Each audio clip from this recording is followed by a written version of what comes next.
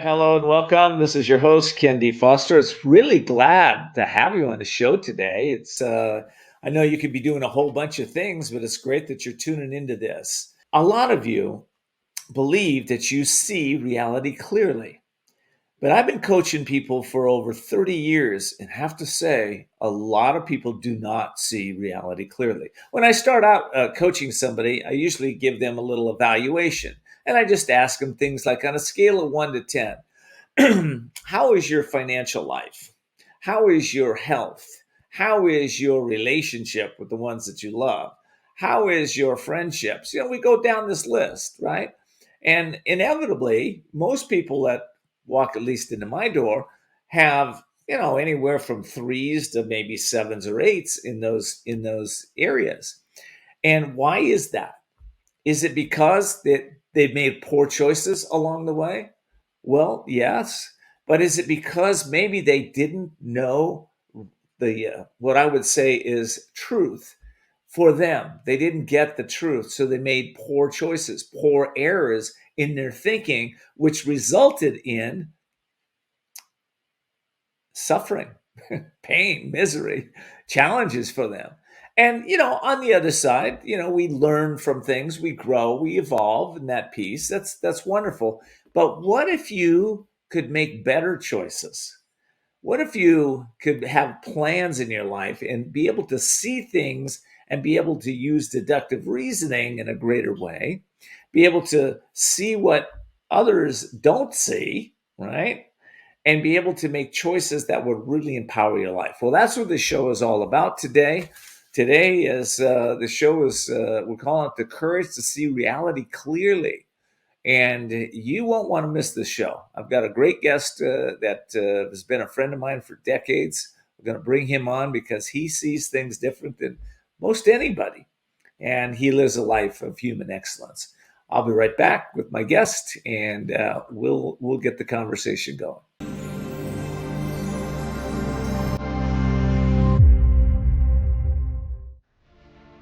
Are you ready to transform your life and get what you really want?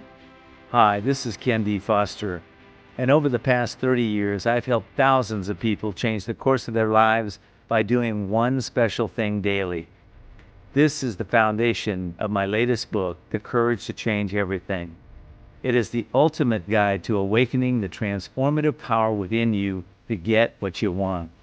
In this book, I'll teach you exactly how to unlock your hidden potential, break through your limitations, and get what you want, no matter what's happening in the economy or things beyond your control. So why wait? Get your copy of The Courage to Change Everything right now at couragetochange.us. That's couragetochange.us.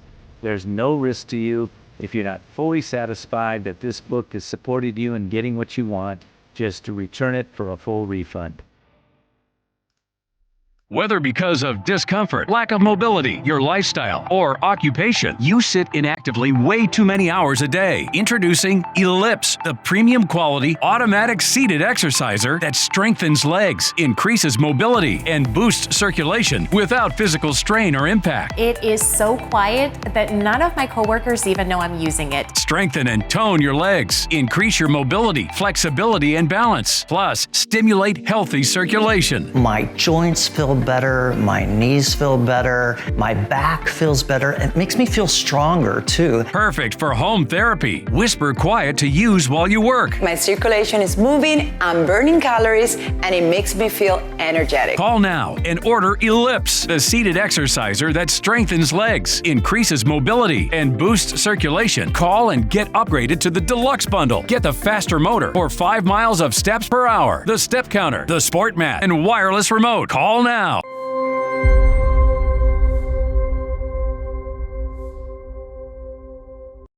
Well, welcome back, everybody. As I mentioned, my special guest and friend of a couple decades, Mr. J.D. Mumma, is joining us today. J.D., it's great to have you, bud. Thank you. It's great to be here, Ken.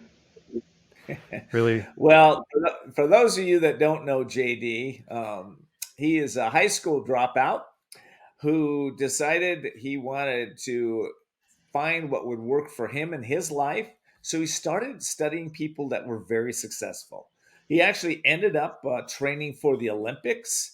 He has worked with, and in many of the very famous health spas around the country, and specifically in San Diego. He is a man that I would call in search of human excellence. He's been that way for many years.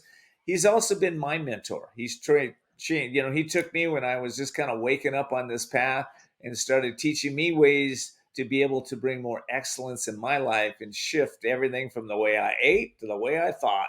Well, maybe it started with thinking first, and then the way I ate, the way I exercised, the way I did relationship, and everything else. He has helped so many people. He's been a human excellence coach for many years, and he's helped them with mental excellence. And I would call you, JD, an accelerator. People come to you and you accelerate their thinking to a place where they can really understand how to make the right choices. So, anyway, I'm glad to have you, my friend, and let's start down this path. So, JD, when you use the term science and truth, what do you mean by science and truth? Are there different types of science, different types of truth? There can be different types of science. I'm going to start off with truth first. There are different types of truth. Some of the major categories of truth being correspondence, coherence, and I'm reading notes here because I don't have all of it memorized. There's a lot to consider. Pragmatic, constructivist. In the realm of logic, though, and reasoning, that which can be validated as being true in accordance with facts. These would be objective facts, not subjective, which we can get into the difference between those two, that are verifiable, objective, and falsifiable. So any of those terms we can go over. And as far as Right. science, you want to stop at truth or go on with science? No. Well, let's go with the science piece too. So we're setting the foundation here. Go ahead. Yeah. So you the term science is kind of loose, but science goes based on a method, and there's variances in how it's done. But the scientific method begins with scientists forming a question. They make an observation, and then they develop a hypothesis, and then they acquire knowledge through observation and experiments to either support or disprove their specific theory. And ideally, they're going to throw everything they can at it to disprove themselves, and what they're left with should stand up to scrutiny, especially among those that would be their peers in the field that are experts in their area. So not just generally the public that's flipping through Facebook. So we can differentiate that as well. Well, when we think, let's jump back into truth, because you gave a lot of different categories of truth, but the one that I think a lot of people get hung up in is subjective truth versus objective truth. So Yes. someone goes down and they see, the sky looks red to them. It's subjective. But when the scientists measure the color, and there's, they do, it's actually not red. It's a blue color that's been tainted. Yeah, what I don't know if that's a great analogy, but Well, sure. but Well, sure. yeah, Yeah. The individual they even may have color blindness, and what they're seeing is maybe more gray or black rather than the color that blue that maybe a lot of people see. And when we say that, like a scientist would measure, they would use objective instruments, not just their eyes, because our brain can't see all of the spectrum of frequencies, and we have biases and interpretations and all that. So we tend to use things that are more reliable, but specific reliability. So that might be different types of fractometers, I guess, in this case. I'm not an expert in light color measurement or any of that, but yes. So yeah, the individual might see, and maybe they're looking at a different area. Maybe they're looking more at the clouds. They're like, oh, looks kind of whitish than bluish. So yes, that would be one of many examples. okay, JD. So what I'd like to get to is, how do people actually see or know what truth is? So I got to take a quick break, but when we come back, how do we know what truth is, right? Because people are making choices all the time. They believe they're a good choice. They believe they see the truth, but they don't. So I'm gonna be right back, and we're gonna discuss that.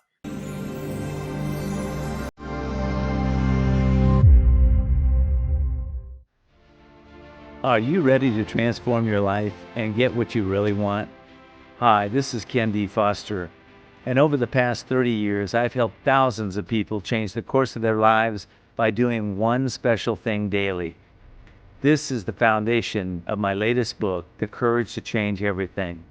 It is the ultimate guide to awakening the transformative power within you to get what you want. In this book, I'll teach you exactly how to unlock your hidden potential, break through your limitations, and get what you want, no matter what's happening in the economy or things beyond your control. So why wait? Get your copy of The Courage to Change Everything right now at couragetochange.us. That's couragetochange.us. There's no risk to you. If you're not fully satisfied that this book has supported you in getting what you want, just to return it for a full refund.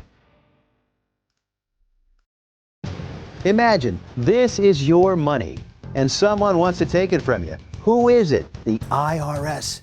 Guess what? They want your money and they can take it, all of it if they want. Remember, they sent you that letter right over here that said, hey, you owe us a bunch of cash and we're going to take it from you right now. So what do?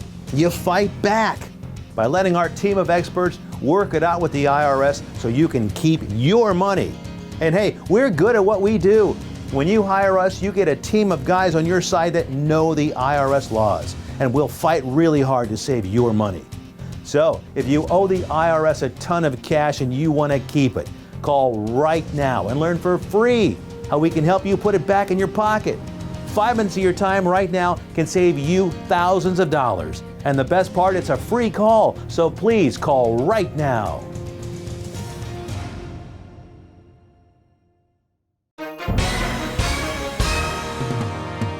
Hi everyone watching at home.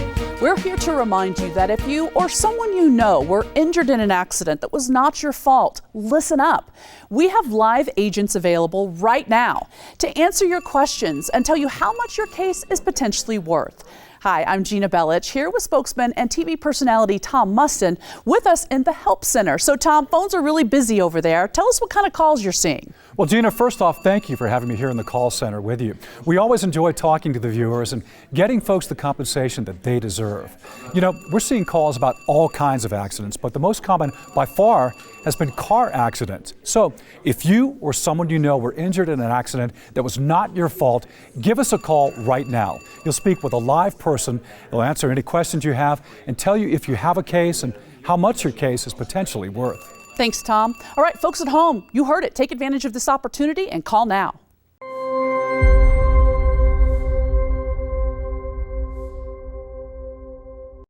Well, welcome back, everybody. I'm with Human Excellence founder J.D. Mumma. We're discussing how do we know what truth is right now? What is truth? How do we know it's true?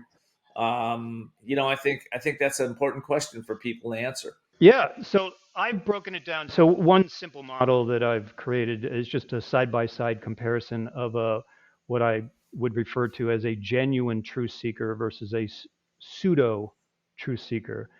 And it's not to disparage anybody. It's just that they might not be able to comprehend or have, say, truth literacy or the various areas like science literacy and mental self-defense literacy, various areas like understanding fallacies, having literacy in fallacies. And when the term literacy isn't always used with grammar, it's expanded beyond that now. So it's not just understanding the words, but it goes beyond that. So in the column of truth seeker, as I'll do side by side here, epistemic virtues. So epistemic is, or epistemology is the study of knowledge. How do we acquire knowledge?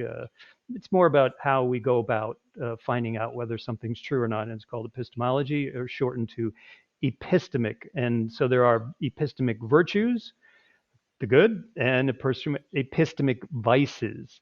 So virtues would be they would be well defended, and they'd be able to understand truth better, whereas their epistemic vices, they're using things that aren't going to defend themselves so well from misinformation. Second would be, so there's 14 here. Next would be whether they're courageous. Are they more like a hero or a champion, or are they more cowardly and victim? What it takes to be courageous for finding out information is you want to be able to have someone challenge your beliefs and not just say, well, this is true, and you just have to accept it, and that's the end of it. And but it takes humility, intellectual humility, and work, and offering, say, what here's the method I went through to find out this information. Here's the steps I took. And when people say things like, "Oh, do your research," I will often ask, please explain to me the research that you did so that I can better understand how you do research. And typically they don't answer because what's usually considered their research is flipping through some things that confirm their bias. It's usually an innate bias, subconscious, that they're unaware of. But so it's rare that I find somebody that says, well, I did this and I did this and I wanted to make sure that my biases weren't involved. So I double checked, and I actually looked in areas that disconfirm my belief. Most people want to confirm. So they feel safer in their beliefs. And there's also the tribe involved. So number 3 is genuine truth seekers seek truth over their tribe or their community or their team or group. We are very social, I was going to say vehicles, social creatures. And we tend to it's almost like a hierarchy that for several areas of our life that we're going to choose, well, what does the tribe that I belong to believe? Because I want to maintain that tribe. And that's just hardwired, so to speak, into our brain, that just for survival reasons, because if we got kicked out of the tribe on the maybe Sahara Desert, it was possibly death on our own. So and it's a lot of benefits, huge benefits for us being social creatures, and how many things that we have accomplished because of us working in groups.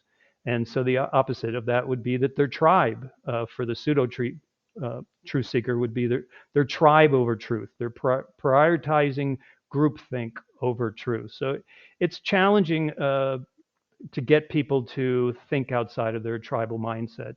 And a lot of people just aren't aware that that's what is going on in their mind. Number 4 is to be curious, genuinely curious, inquisitive and questioning, versus the dogmatic and righteous and inflexible. So some people might say open-minded, closed-minded. And number 5 would be vigilant, on guard and cautious, versus being careless, negligent, impetuous, and defenseless. Number 6 is responsible. So I ask people sometimes, would you consider not researching this information that you just kind of collected and passed on? You're kind of parroting this information to be socially responsible. And often I won't get a response back because that challenges. Oftentimes people are just sharing information and not being responsible to check it first. And part of that is being empathetic. How will this come across? Is it possible that the information that I just learned that I think is true may be not true, and simply passing it on might be apathetic and irresponsible? Number 7, there's a term called intellectual indolence, and that's a fancy way of saying laziness, intellectual laziness. We prefer things to be easy and simple, not effort. And people that are genuine truth seekers go through the effort, take the time, they pause, and what Daniel Kahneman and his co-author would consider to be slow thinking versus fast thinking. So we pause and go, maybe I don't know, I'll have to do some research on that and look into it. So it's going to take effort, contemplativeness, reflectiveness, methodological active, being engaged, rather than laziness and intellectual indolence, which I mentioned, reactive, reflexive, impulsive, passive. So they're not really engaged. Number 8 is to learn and unlearn, to be humble, to be open-minded, curious, rather than righteous and arrogant and closed-minded. Narrow-mindedness is another one, or you might hear the term myopic thinking, kind of narrow tunnel vision, not seeing all the what's possible. And nuances. That's what there's nuances in things rather than everything being black and white. So it's another term for that is called gray thinking or thinking gray, spectrum thinking versus binary or black and white thinking, dichotomous thinking, all or nothing thinking, narrowed scope. The challenge is partly that our school system has more set us into black and white thinking. We tend to get over a decade of questions on tests that there's maybe 5 answers and you have to pick one. So there's a question. So it's not like, well, it could be part of one, it could be a little of two, 20% of 3 and 40% of this. No, there's one right answer and all the other are wrong. So it's this constant binary thinking, and also you have to be very fast. So it's not like, take your time, do some research. You're under the gun, so to speak. I don't want to bring that up, but you're under pressure to think quickly rather than take your time. Maybe use some resources to get better information. So we're used to, one of the things in the school system is the people who can parrot the information the best get the best grades. So it's not critical thinking a whole lot. It's more, can you get good grades at the end of the day on the test, which is you're basically repeating what you learned rather than coming up with maybe other answers that weren't there or different things. So number 10 is to be self-cautious of your own thinking, rather than just you totally trust what's ever in your mind. So there are a lot of reasons why we shouldn't trust our mind as our last end-all be-all. And that's why we use things, as mentioned, objective. So if the subject would be you, and the object we would be outside of ourselves or using things to measure. Like I may not be able to tell whether I have a fever or not. I might just have stomach sickness, which is not a fever, which raises my temperature. But to test that, I could use a thermometer either in my mouth or somewhere else, under the armpit or another area. And that would give the thermometer, hopefully, is measured correctly and would give me objective measurements as to my temperature. And it might be higher than my intuition told me or lower.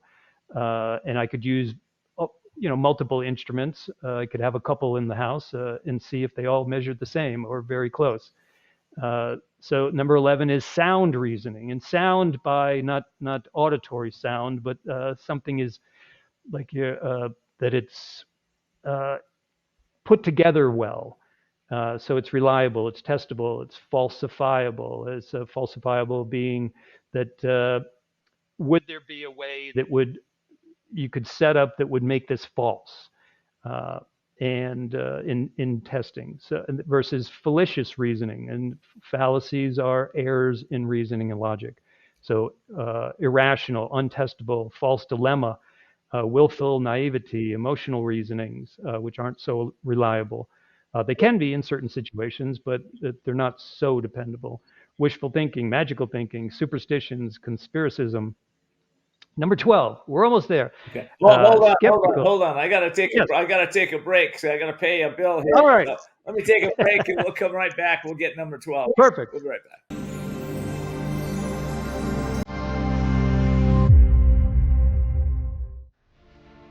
Are you ready to transform your life and get what you really want? Hi, this is kendfoster, and over the past 30 years, I've helped thousands of people change the course of their lives by doing one special thing daily. This is the foundation of my latest book, The Courage to Change Everything. It is the ultimate guide to awakening the transformative power within you to get what you want. In this book, I'll teach you exactly how to unlock your hidden potential, break through your limitations, and get what you want, no matter what's happening in the economy or things beyond your control. So why wait? Get your copy of The Courage to Change Everything right now at couragetochange.us. That's couragetochange.us. There's no risk to you. If you're not fully satisfied that this book has supported you in getting what you want, just to return it for a full refund.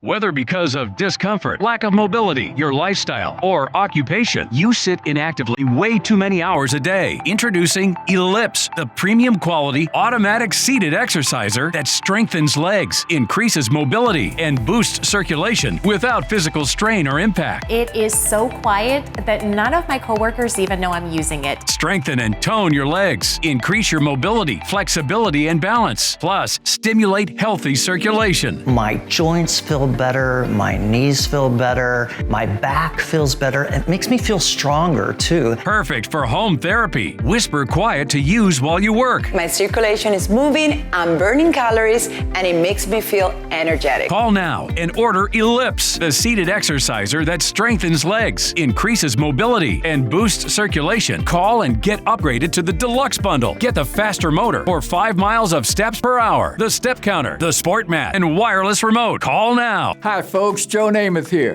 Did you know that I wear hearing aids? I love my hearing aids and I am here to help you get a deal on the same brand I wear.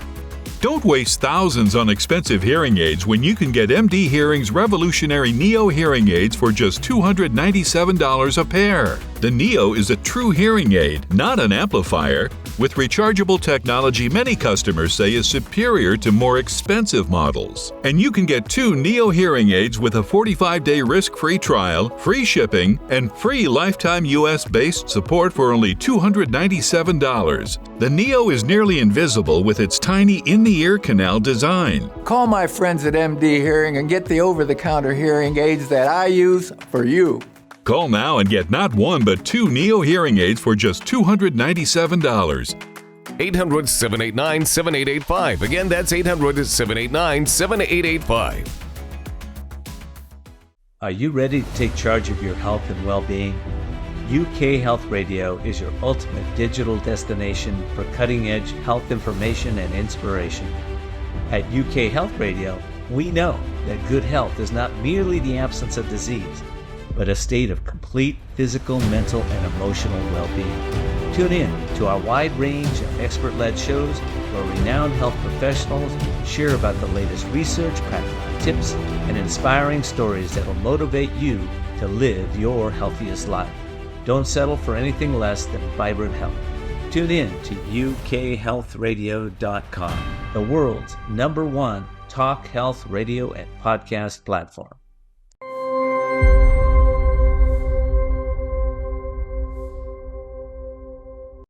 Hi, this is your host, Ken Foster. I'll be right back with my guest, JD Mumma. But before we get there, I want to let you know that there are family members out there are friends, there are business associates, there are people that would really benefit from hearing this show. So I hope that you will pass this show on to them. And also, please go to our YouTube page and subscribe to the Voices of Courage show so you don't miss any shows. Thank you. All right, JD, we are back and we are on number 12 right now. Yes. And that is to be skeptical. And skeptical, I always thought, just to take a step back for a second, this is all, I didn't learn this in high school or anything. I've spent, well over a decade learning these things that I had no idea even existed. I thought skeptical meant dismissive.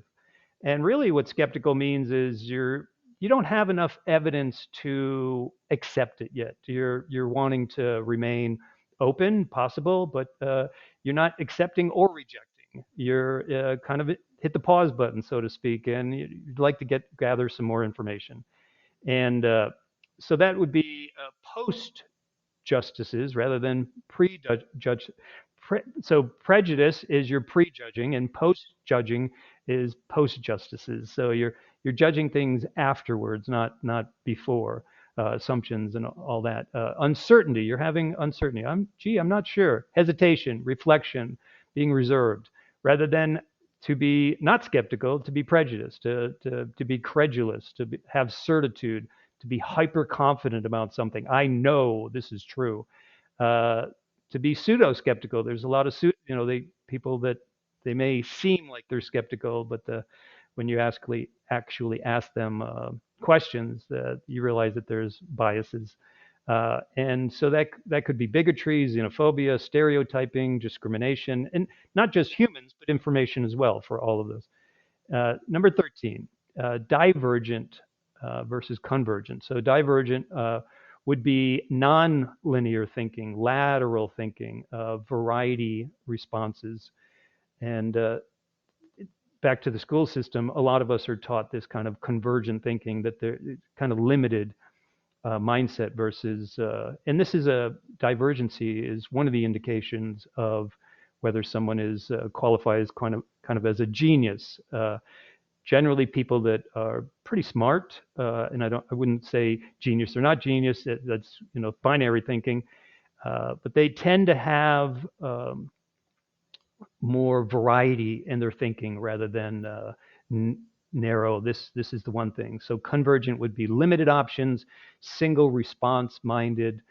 And then number 14 is respectful and helpful versus pushy. A lot of people have ideas and they want you to basically, some people kind of knock on the door. They want to sell you their version of how the world exists for this life and beyond, and that kind of things. And I always ask them if they're willing to have an open dialogue versus a monologue that they accept maybe things that I have to offer, or they just want me to accept what they have to offer because they know and have found that I haven't, obviously, and they just have to fill my head with their beliefs.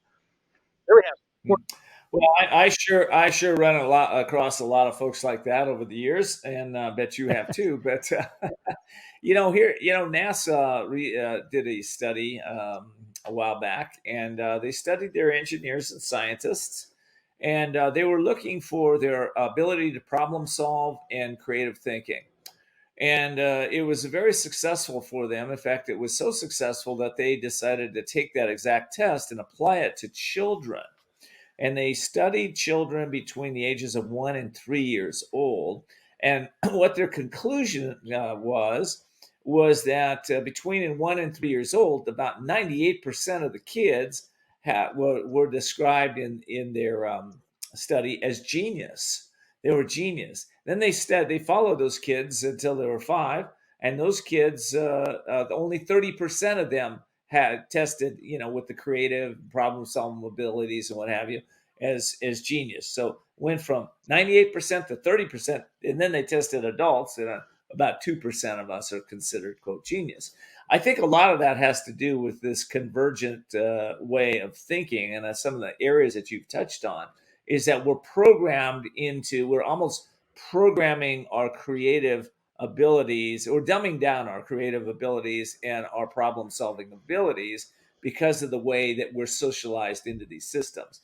So what I'm hearing you offer here is a way for people to really go through this checklist and start to do as you did and I did. It's start to even look up the words in JD's checklist here, because many of these words, like you brought up the point, skepticism or being a skeptic is something negative, as opposed to what the real definition of the term is, so that people can actually start to understand how they can start to maybe open up their thinking in ways that'll really support them. What do you say about what I just commented on?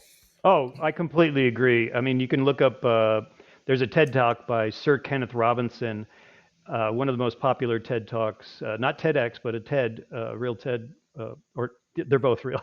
Yeah.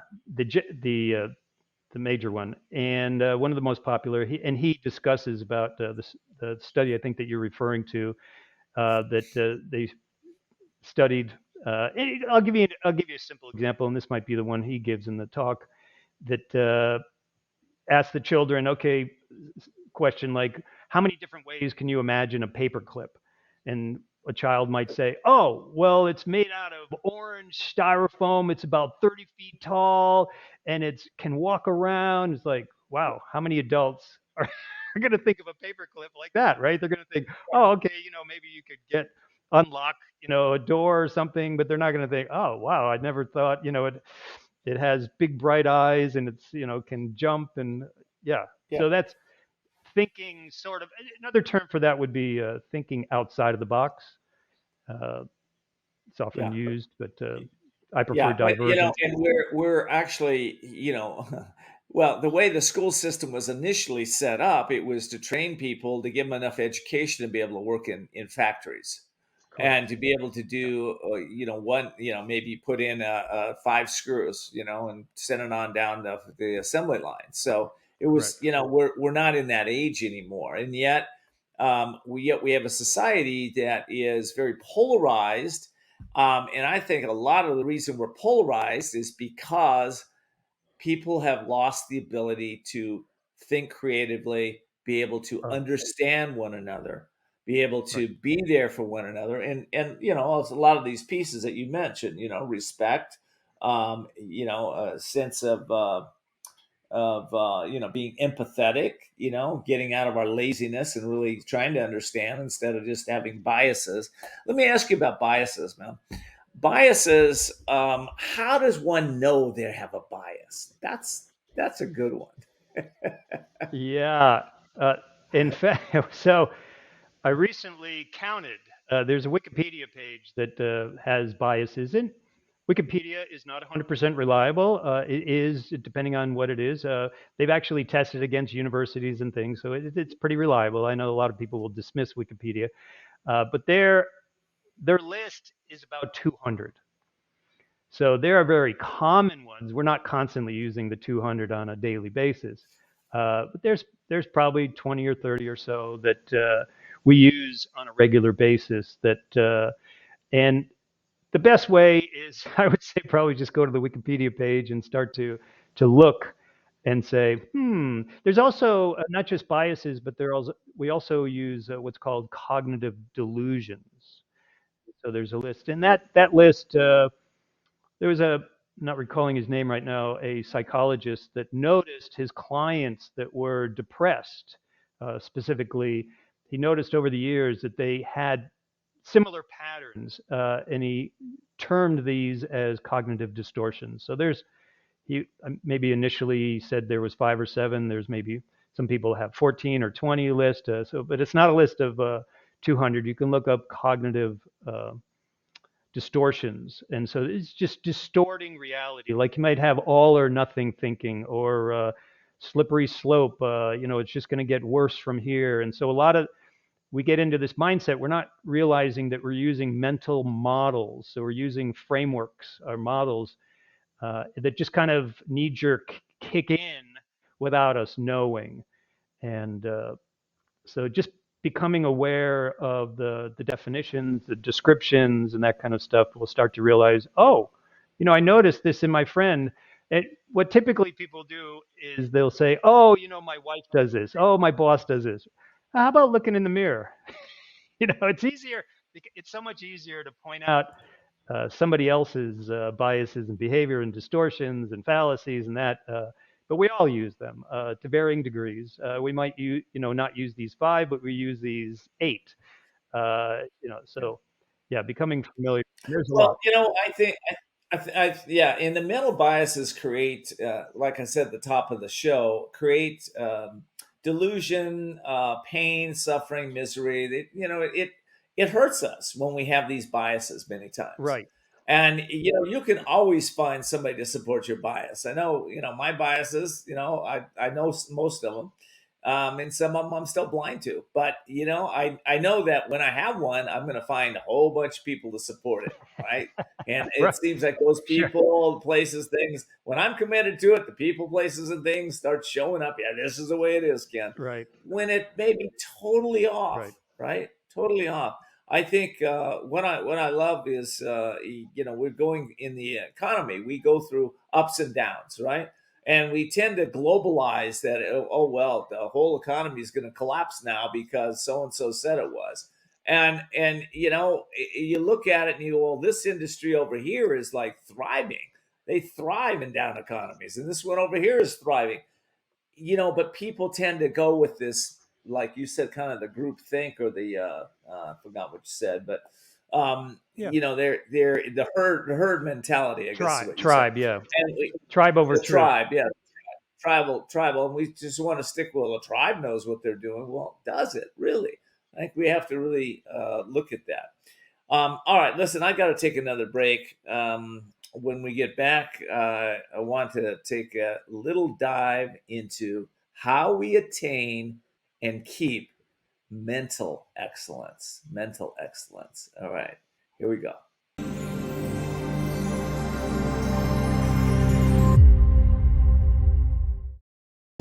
Imagine this is your money and someone wants to take it from you. Who is it? The IRS. Guess what? They want your money and they can take it, all of it if they want. Remember, they sent you that letter right over here that said, hey, you owe us a bunch of cash and we're going to take it from you right now. So what do? You fight back by letting our team of experts work it out with the IRS so you can keep your money. And hey, we're good at what we do. When you hire us, you get a team of guys on your side that know the IRS laws, and we'll fight really hard to save your money. So, if you owe the IRS a ton of cash and you want to keep it, call right now and learn for free how we can help you put it back in your pocket. 5 minutes of your time right now can save you thousands of dollars. And the best part, it's a free call, so please call right now.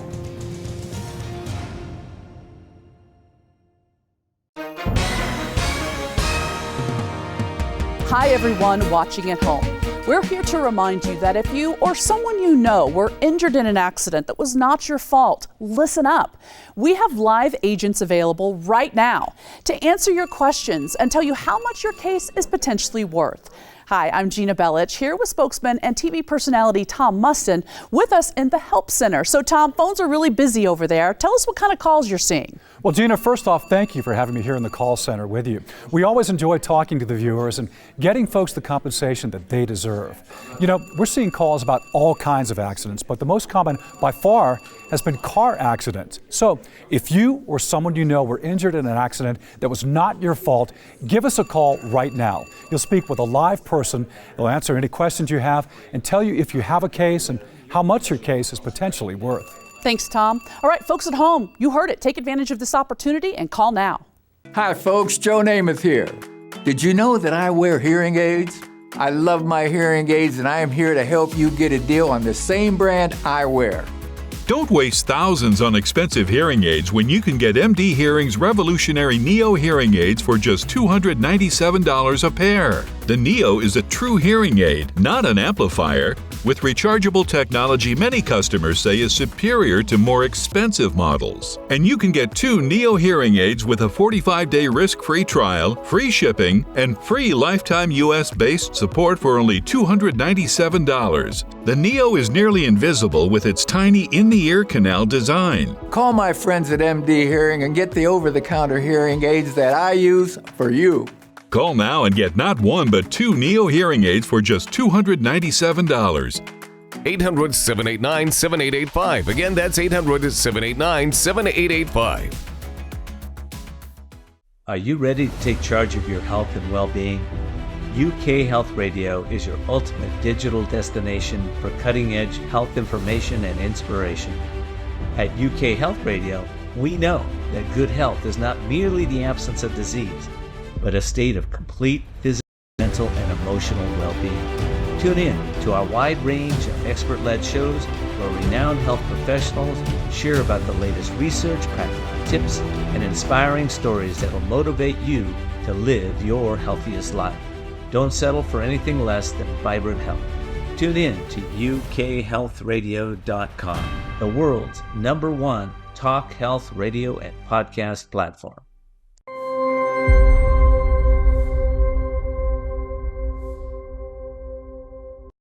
Welcome back, everybody. This is your host, Kendi Foster. I'm speaking with my friend, one of my mentors, and the founder of Human Excellence. JD, let's talk about mental excellence and what is it? First of all, what is mental excellence? Why is it important?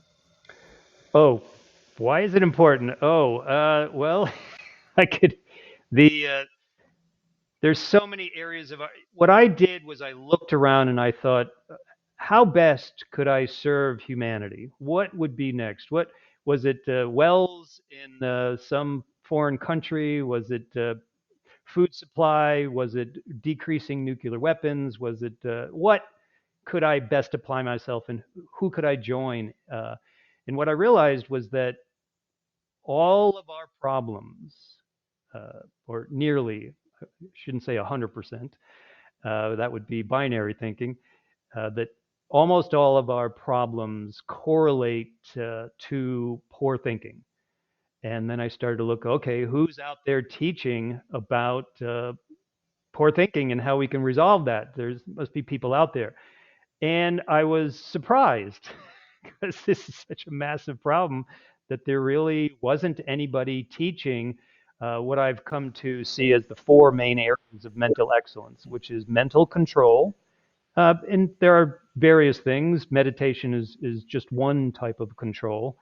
And mental health, mental self-defense, which very, very hard to find anyone teaching that, and mental performance. Like something under mental performance might be memory technique, speed reading, speed learning. So in order to truly have mental excellence, you kind of need to be a well-rounded person. Also, just simply like under mental health would be protecting your brain. We go bike riding and wear a helmet. So it's not just cognitive things; it's also physical things. Are we ingesting things that might have heavy metals in our drinking water or food or pesticides, which can include herbicides, insecticides, fungicides, all that under that category of pesticides. So that we might be consuming things that affect our brain. We might have parasites in our brain. There's any number of things. Viruses could affect us, and so needing to be well-rounded, just like a good athlete is not just flexible. They've got to have power and strength and endurance and many different things, skills, specific skill sets.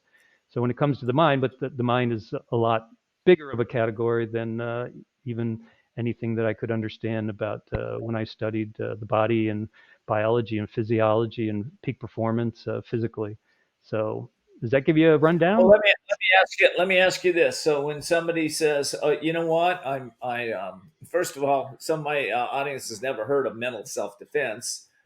People think in terms of mental health, they go to therapists and practitioners to help them to get mental health, or they take some nutrition or pharmacies drugs to achieve mental health.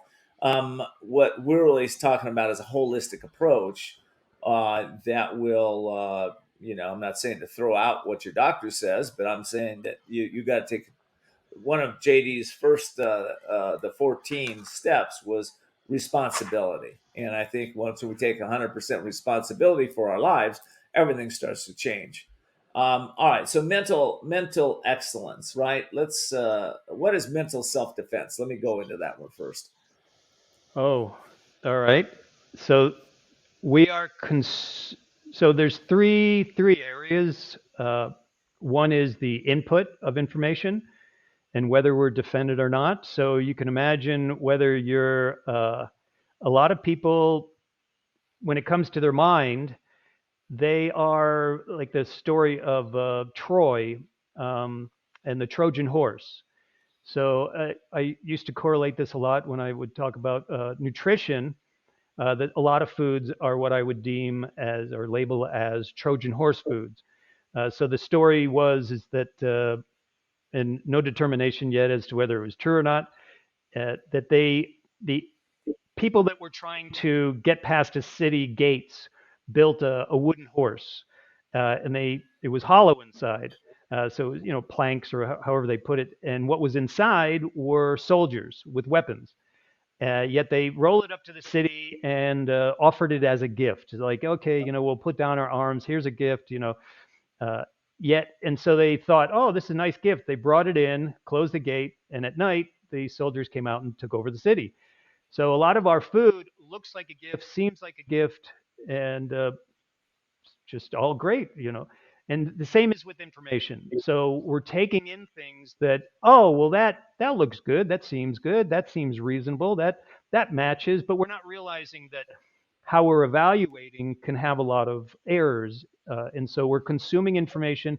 We also attained information uh, that's already in our brain, that what's called priors, things that are already recorded in our mind, and storing with that new information. So we're not defended with the information already in there. So we could have all kinds of different mental malware. That there's all different types of viruses and Trojans and different things we can get into, but that are in there. And then the output of information is the rhetoric.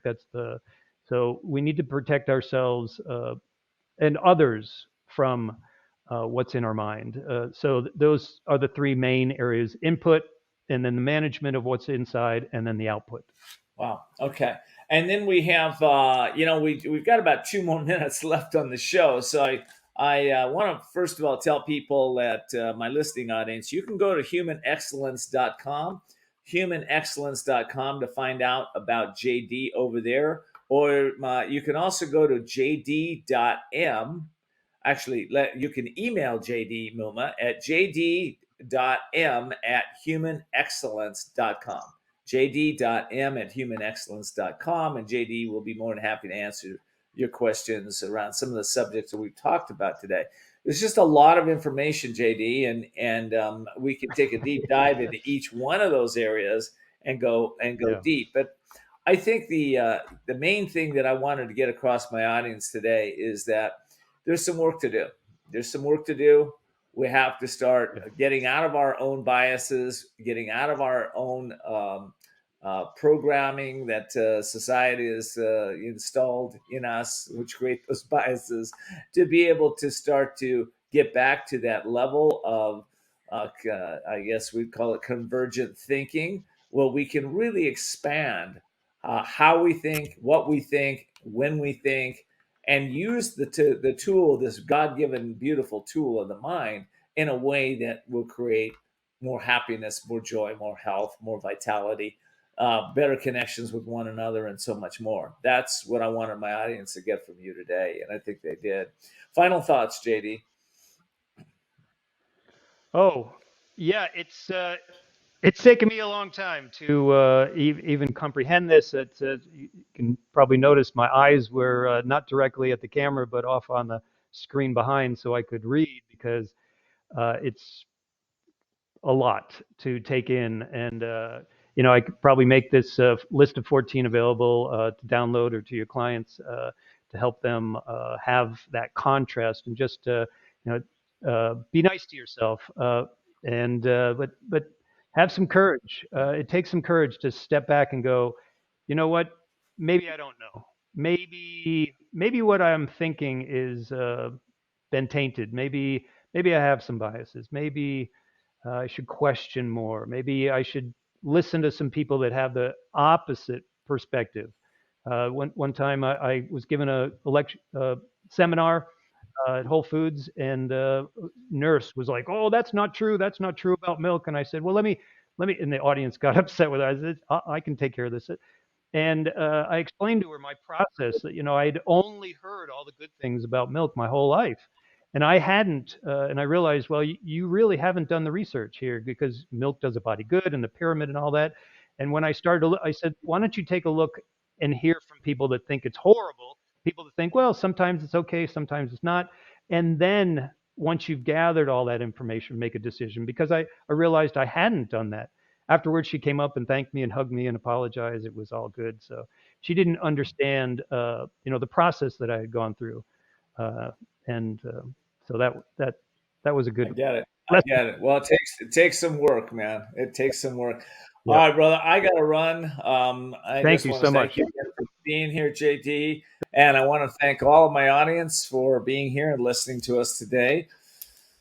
This show works because you make it work. So I hope you continue to seek, see the unseeable, know the unknowable, and do the impossible. It all starts, as JD would say, is changing your mind. Start to look at things in a different light, and you'll be amazed at what you see. Take care until next time. Have a blessed week.